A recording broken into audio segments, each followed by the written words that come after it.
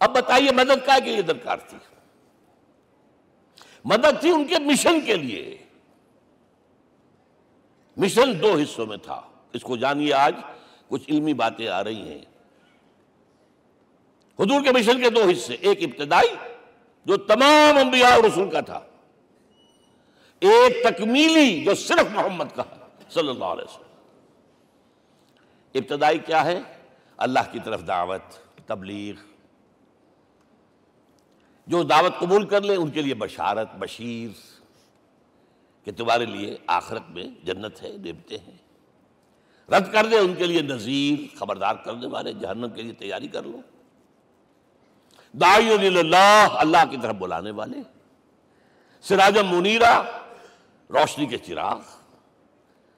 یہ حیثیتیں مشترک ہے تمام انبیاء کرام.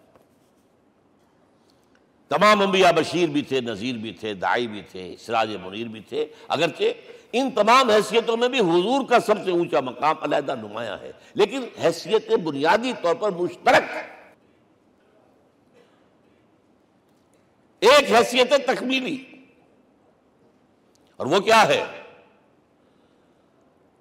اے نبی، جو دین آپ کو دیا گیا ہے صرف تبلیغ نہیں، صرف تعلیم نہیں، اس کو قائم کر کے دکھاؤ نظام زندگی کی حیثیت سے.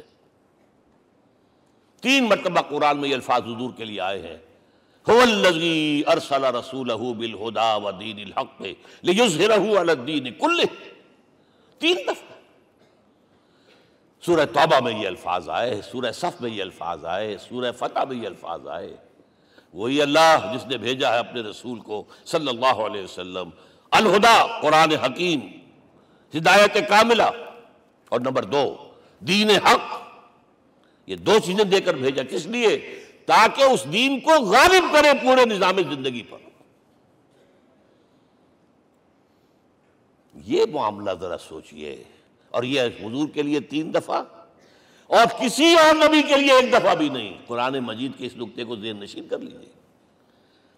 اصل میں یہ کیا ہے؟ اسے ہم یوں کہیں گے، ایک ہے نبوت و رسالت، ایک ہے تکمیل نبوت و رسالت.